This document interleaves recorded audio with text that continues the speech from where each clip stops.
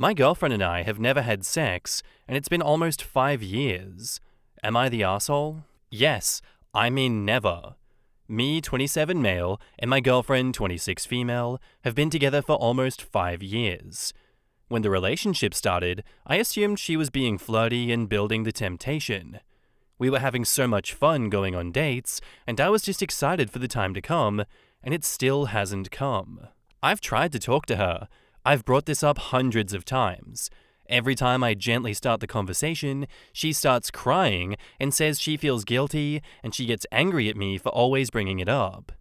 At the start, she said she has vaginismus, and she's seen a specialist about this once because I asked her to, and has the tools for exercises that they use to fix it.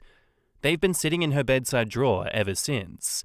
I am not blaming her for having vaginismus, and I'm sure that it's a horrible experience, but sitting here for 5 years waiting doesn't feel fair. The last time I brought it up, she said she just never had the drive to have sex, and it's not something she's ever wanted. But it's something that I want. I've asked her to go to the doctor to get her hormone levels checked, which she did. She went off her birth control about 3 months ago, and absolutely nothing has changed. This makes it hard for me though, because it seems like she's starting to put in some kind of effort. She's beautiful and smart, and she has a good job. We live together, and her family love me. We do everything together, and I miss her when she's not around. I just don't know if I can live like this. I've already spent 5 years of my 20s in a sexless relationship, and I've been hoping that she would just have some sort of awakening or breakthrough and become a sexual person. She's recently been bringing up engagements, feeling annoyed that her friends who have been together for less time than us are getting engaged, and I haven't asked her.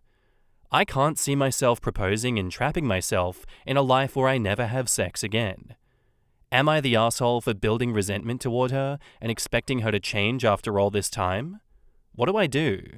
In the comments, Alb says, she should date an asexual, and you should date someone who's not asexual. This is the answer. I dated an asexual woman for a couple of months, sex twice, and it was like a chore for her, an inconvenience. It's a horrible feeling. Asexual people should date other asexual people. It only hurts others. Just hopping in as an asexual, I'm very sorry for your experience. Sexual incompatibility is real, and I totally get how it sucks to feel like it's a chore to the other person. I just want to let everyone know that not every asexual person has no drive for sex. Asexual only means that we do not have sexual attraction, and even that can vary. For example, demisexuality means that you need a very strong emotional bond, like very strong, before feeling attraction. Imagine it like that. Libido is your hunger, sexual attraction your appetite, and sex is eating.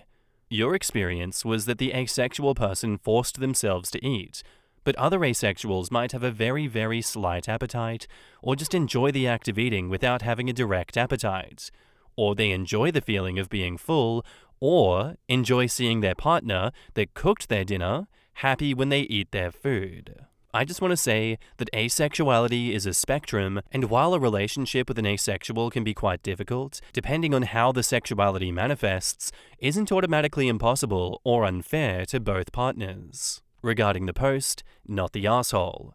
The girlfriend might be asexual, but as she isn't letting OP in on the topic in a constructive way, and you both probably being sexually incompatible, I'd break it up.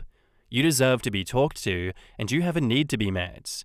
She obviously shouldn't force herself, but it's fully reasonable for you to say this relationship is unsatisfying to you. Died in the Woolscott says, yeah, this sounds dead in the water, OP. You're too young for this. You were sexually incompatible, and there's nothing wrong with that. But it's unfair to keep each other in a relationship if you aren't compatible. Especially don't get married if you're incompatible. Because damn, how many stories have we heard where people were like, I thought things were going to get better after I got married. You know what? As long as we had a kid, I thought things were going to get better after that. Oh, brother, it never does. Can people please just learn from the experiences of others and not ignore thousands of stories and be like, you know what, I'm going to be the difference. It's going to be different for me. I'm somehow going to defy the odds because I'm special. You know, good luck to people that have that mindset, but I hope that OP takes on all of these comments and realizes this is a sinking ship that OP himself is not going to be able to save. I think it is healthier for the both of them to just cut their losses and find someone that is compatible for each of them. So no, not the arsehole OP. And now, onto the update. It took a lot of courage, and I finally made the decision for us to go our separate ways. It was a hard conversation for the both of us to have, but it ended up being very amicable. We are still living together for a couple of weeks, and I told her to just say the word if she needs some space, as I've got great support with friends that I can stay with before I move states for a 5-week university placement. She's got her parents' house 2 minutes down the road, and she even offered to stay there as she's empathetic to the fact that I don't have that option. She has no problem with me leaving personal, non-essential items at the house until I have a new fixed address. She won't kick me to the curb, basically. She's been very mature about how we move forward, and we've had some of the best conversations we've ever had and reminisced about all of the things that were great about each other and our relationship. Overall, we have no spiteful feelings for each other and can feel confident that we can be friends again in the future, after respecting having time and space from each other. Once again, I appreciate all your comments and messages. In the comments, Sweet Sparkle Lady says, "Breakups are tough, but it's heartening to see such maturity and respect. Wishing you both the best in your next chapters." Dear Lord, 5 years. You have some unholy level of patience. Congratulations on moving on with life and doing it without being a dick about it. This was the best outcome. Breakups suck. Best wishes for the both of you. She can be asexual if she wants. You can be sexual if you want. But if she tried to lead you on and give you false hope for years, knowing in her heart that she would never even try, that's wrong. Regardless, you are fundamentally incompatible as a couple, and going your separate ways is long overdue.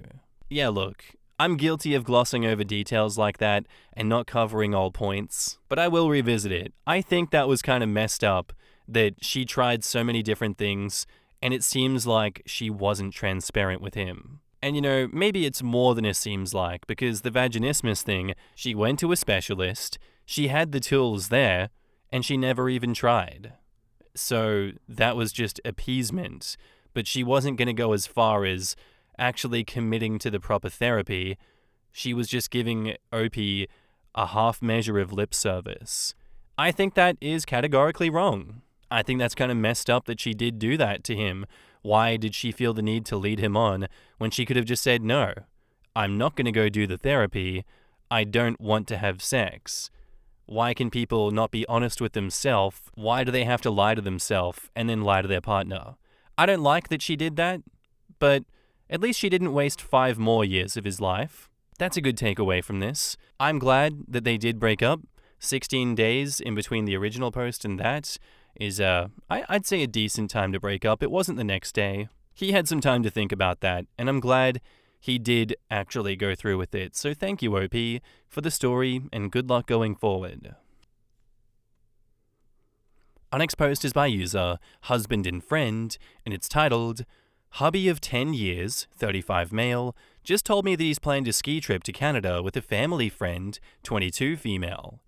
I truly trust that he's not planning to cheat on me, but on the surface, this seems like a bad idea. Should I put my foot down and say no? I'm 35 female. My husband comes from a big group of people that aren't related, but were basically raised like one big family. I think at the core there are 6 families who all vacation together, did holidays together, are each other's godparents, etc. They are essentially family. My husband represents the older end of the kids at about 35, while this girl, Shelby, represents the younger end at 22. But to see them together, you would really think that they're cousins or even brother and sister. Shelby was a flower girl at our wedding when she was 12, so I too have known her a long time. To be frank, I've never hit it off with Shelby. She's a nice girl, and I can't take that away from her. I admit a lot of this may be jealousy on my part because the little tomboy has blossomed, literally, into a woman that is model good looking. In fact, she is a model. She's one of these girls that's been able to turn her Instagram account into a reasonable monthly income. She's also a ski instructor, college student, sweet, funny, and lovable, And to top this all off, my husband absolutely lights up around her in a way that he doesn't do for anyone else, male or female. To be fair, he is like this with our kids too. Meanwhile, I feel like the mean, awful wife who's gained 50 pounds, yells at the kids about dishes, and nags my husband that he can't go skiing. His absolute passion in life, because of my parents' anniversary party. So yes, I admit a big part of this problem is my own insecurity and jealousy. So I had given in, and agreed that he should take 2 weeks off this winter to take a once-in-a-lifetime ski trip to Whistler, British Columbia. He was originally supposed to go with a college friend. The trip is all set up and paid for. About an hour ago, he calls and tells me that he has bad news and good news. The bad news is that his friend backed out of the trip, but the good news is that he already talked with Shelby, and she's agreed to fill in the now vacant spot. Yay! Sarcasm. I stammered for a little bit, and I think what came out of my mouth was, "You're going on a trip with a 22-year-old girl?" And he replied with something like, "Well, not any girl. It's Shelby." I think I said, okay, but what about the room?" And he told me that Shelby's like his sister and that she's shared hotel rooms with him before. I told him I was incredibly uncomfortable with this, and the last I knew they shared a hotel room was when she was around 5 and he was babysitting her on a vacation. I told him that I really had to think about this, and he seemed like he was shocked that I didn't just immediately share his excitement at the good news. We both hung up, disappointed. He's going to be home in about 2 hours, and I really don't know what to say to him. I very frankly do not want my husband sharing a hotel room with a 22-year-old Instagram model. However, I also know that they booked super early to secure a special rate on the room, and if they tried to book a second room now, it would be hundreds and maybe more dollars a night. There's a good chance that if he doesn't take Shelby or get someone else to fill in, he may have to cancel the trip because it'll just be too expensive for us in terms of the room, the gas to get there, etc. He's been wanting to do this trip for a very long time, and I don't want to ruin it for him. But to repeat, I don't want my husband sharing a room with a 22-year-old Instagram model. Is this a put my foot down situation? Is making me comfortable more important than his dream vacation? In the comments, why doesn't OP go or make it a family vacation? OP says, "I'm not very athletic and the trip is very, very expensive, so it's just out of reach for our family to go. Very frankly, I don't like to be cold, so skiing is just not my thing." I don't mind this at all, and I'm glad that he has something that he is so passionate about. We do take a ski trip every year with the kids. I don't ski, I just stay in the room or shop, but this one is so far away that he's having to drive through the night, so it's just not a kid-friendly trip. Plus, he's a really great skier, so he wants to be with other great skiers on this trip. Edit. Greg just got home and kissed me hello as usual, and then he said he'd already cancelled the trip and was sorry to make me uncomfortable. His name is Greg. I can't. Who gives their child that name? Graig. Sorry. He's acting like everything is fine and working on our family puzzle with the kids, but I know him well enough to know that he's really heartbroken at not getting to go. Whether that upset comes from his friend, from me, or the Shelby situation, I'm not sure. I feel terrible because he works so hard and has 2 jobs, and I've taken 2 long vacations without him because he knows being a stay-at-home mum is hard. He's been wanting to ski at Whistler since he was a teenager. I feel awful that my insecurities and lack of excitement at his passions scuttled his trip. I have no idea how to make this up to him because I feel awful. Opie adds a little more on her 2 trips. My best friend and I took a 2-week trip to Italy last summer, so I've done a similar trip to his. Just not with a boy toy for a roommate, but then again, I don't have any family friends like he does. Crossbeat says, "To me, the issue isn't about him taking her on the trip or even sharing a hotel room. The problem is that he didn't run it by you first. He put what he wanted to do ahead of your feelings and input. My best friend is a guy, so maybe my perspective is a bit different, but we've stayed the night in the same room on trips together plenty of times, and it's no different than staying in a room with my female friends. Maybe a bit more effort at modesty. Now that I'm in a relationship, my only hesitation to planning a trip with him would be to check with my girlfriend that she was okay with it. Have you ever given him a reason to think that you were or weren't okay with them sharing a room in the past? OP says, if I know my husband, what happened is Birdo cancelled in the middle of the day with little explanation. My husband then freaked out that his dream trip was going to crumble right before his eyes, so he got on his phone and just called everyone he knew that might be interested and available. Whether or not Shelby was first, I don't know, but I doubt seriously he even thought that he had to talk it over with me. So to be fair, and to answer your questions, he did have to share a hotel room with my sister when he had to drive out and rescue her when her car broke down in the middle of nowhere. In his brain, my sister and Shelby may be on the same relationship level. Edit 2. To add to my guilt, Shelby just called me directly and apologized profusely and wanted me to know how much she loves me and the kids, and she would never do anything to make me uncomfortable.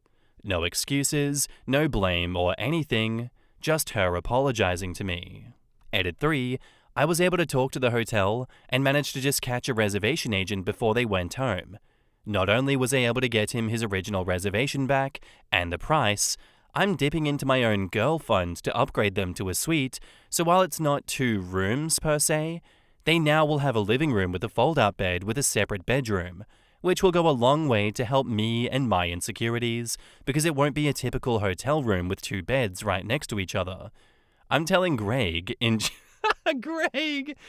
just a minute, and then I will call Shelby back and let her know that I appreciate her everything she does for us. I have a lot of work to do on myself, and if anything, this has made me realize that my insecurities are a big, big problem. Edit 4. It's Saturday, and I promise I will let go after this. The comments are still evenly split as to whether this is a good or a bad idea. At this point, I'm as confident as I can be at my decision. I just talked with Greg about some minor concessions and clarifications I would like from him, which were basically no nakedness or underwear around each other. Shelby gets the bedroom in the suite, so she has her private girl space. Lock the bathroom door all the time, so no possibilities of that misunderstanding or accidents. No cute couple pics for her Instagram that could be taken out of context, and please call often and Skype at least once a day. I still feel a little too demanding, but I also feel like I'm giving a lot. Greg is beside himself that his dream trip is finally happening, and I just talked with Shelby, and she promised me free babysitting for life and a weekend together in Denver at a spa that sponsors her Instagram. Girl isn't doing too bad for herself. Apparently a cute butt and cheeky bikinis takes you places. She told me she loved me about 1,000,000 times. I really appreciate all the comments yesterday and today. I'm gonna really try and turn over a new leaf and get healthy. I'm gonna start phasing in eating paleo with Greg, and in just a few minutes, I'm gonna go to my first ever hot yoga class with a long-term goal of losing weight and really getting healthy, so the next time this comes up, I can share in my husband's passions like he does for me when I get the invite to a dream ski trip. You know what, I'm glad that OP was able to rectify it because I didn't agree with her, especially after hearing that she's had her own trips without him. Like to Italy of all places? Damn, that's expensive. You had your own dream vacation without him? Damn. And that you have to continuously bring up the fact that she's a hot Instagram model. Bro, did you guys know that she's a hot Instagram model? I don't know if she's an Instagram model or not. Did she say that at all? Who knows, actually. I think, in my opinion, she was overthinking this entire mess, and she was letting her insecurities get the best of her. I understand where it's coming from, but surely you trust your husband not to do that, especially with someone that's pretty much a younger sister to him, that's family, that's cousin. He managed to control himself with your sister. I'm sure he can control himself with a hot 22-year-old Instagram model that is actually like a sister to him as well. Like, absolutely, Greg did all the right things here. Greg shut it down, realized that this was a marriage-ending dilemma that didn't have to happen. He needed to put her needs before his wants. He needed to make compromises so as not to self-destruct his family. Absolutely respect Craig for that, but I felt like OP was intruding on his dream trip and not letting him have the fun that I feel like he deserved by allowing her insecurities to take over like that. Regardless, it did work itself out, and I'm happy that we're able to come to this compromise together. And now, onto the update. So Greg and Shelby just drove up to the house. Greg is getting ready for work, and Shelby is taking a nap in our guest room since she drove for most of the night. The trip went very well, and they both had a great time. As for me being insecure, Greg did everything that I asked of him to reassure me that there was nothing at all inappropriate going on. He called me multiple times a day, and we Skyped for maybe 15 to 20 minutes a night, almost every night. I got a good idea of the room layout, and saw that even though they were sharing a suite, they both had plenty of privacy. I did have one moment early on where the reality of my husband sharing a hotel room with an Instagram model in her 20s sort of took my breath away, but it wasn't Shelby's fault. Me and our 9-year-old son were on Skype with my husband, and I saw Shelby in the background wearing a swimsuit, getting ready to go to the hot tub. When she realized my son was on Skype, they have a very playful, almost flirty relationship. What does that mean? She leaned over my husband's shoulder and said something like, "Hey AJ, I'm gonna destroy you in Halo when I get back." But her boobs were basically right on Greg's shoulder with her ample cleavage in view. In my brain, I was thinking, Buster, if your eyes so much as look left, it's over. But Greg didn't even flinch, which made me realize that to him, seeing Shelby in a bikini is really like seeing his sister or cousin. So all in all, they had a great time. Greg has since left for work, and I'm sure I'll chat more with Shelby when she wakes up for her drive across town. As for me, I've spent the last 2 weeks really dedicating myself to lose weight, get healthy, and be passionate about something again. I've signed up for a 60-day challenge at our local hot yoga studio and have been going every day. I've started using MyFitnessPal to count calories, and I'm astonished at how much I was actually mindlessly eating for years. And in 2 weeks, I've lost just under 5 pounds, which makes me feel really great. Edit, about 12:30, original post was at 7 a.m. I had no idea that this would blow up again, but thank you again. Shelby just left to go to her apartment after we sat and chatted a bit. She's an amazing girl, and I get zero hint that anything went on. Just adding this for the people who think she and Greg are shady. She was so appreciative, and she's going to babysit for us whenever we need it, and do a girls' day at a spa in Denver with me when the ski season is over and her weekends free up. What's crazy is how this and my last post's comments are so split down the middle. To just answer the most common questions comments. 1. I was really kidding about him looking at Shelby's bikini. If he looked, he looked, but it was still a little shocking to see another woman's more intimate parts so close to my husband. The hot tub pool was for the entire hotel, so as far as I know, they were never there alone. At least for very long.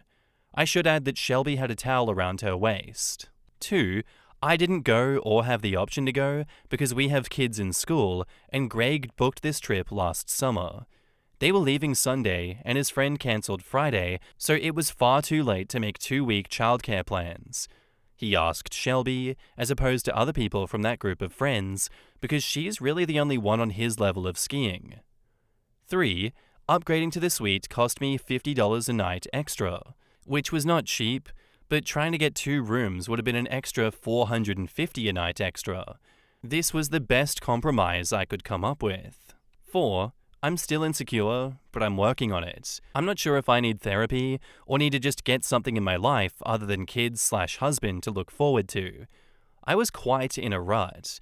The hot yoga has really helped because it's challenging and I've made new friends.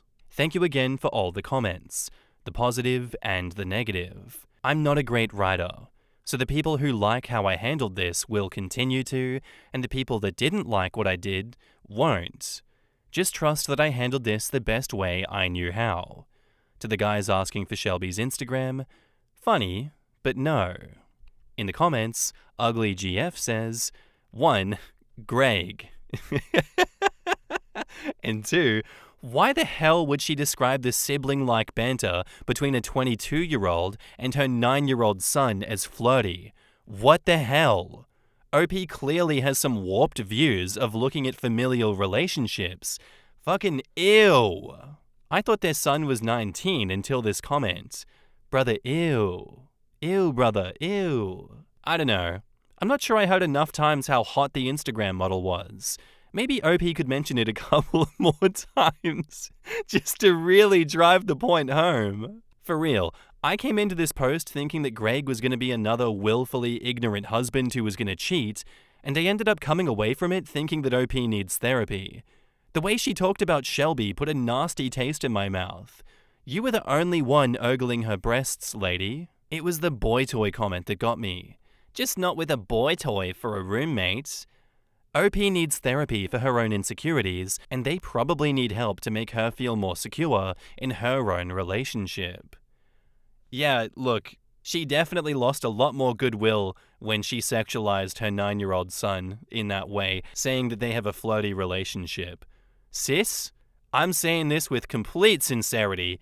Get your brain under control. To think that up, allow that thought to get onto the keyboard, and then to A-OK that in the entire post is not okay. It wouldn't be okay for someone else to sexualize it in the other direction, with a 22-year-old having a flirty relationship with a 9-year-old girl.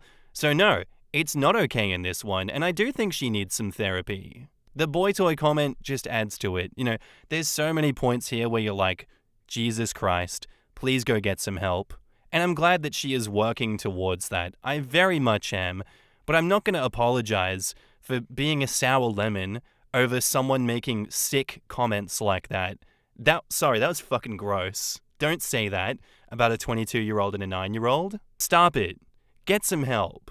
I'm glad that she is open and transparent enough to lay out all of her insecurities onto the internet like that.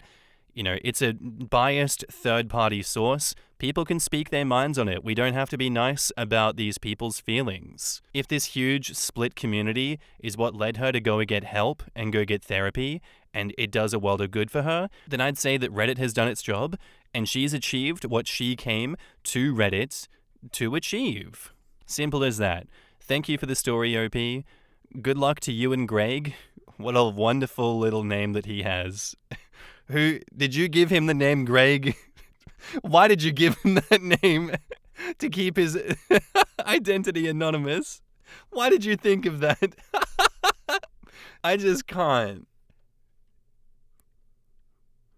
Anyway, guys, that's where I'm going to end today's episode. I do hope you enjoyed. If you did, let me know what you thought of it in the comments down below, and I'll see you in the next one. Bye.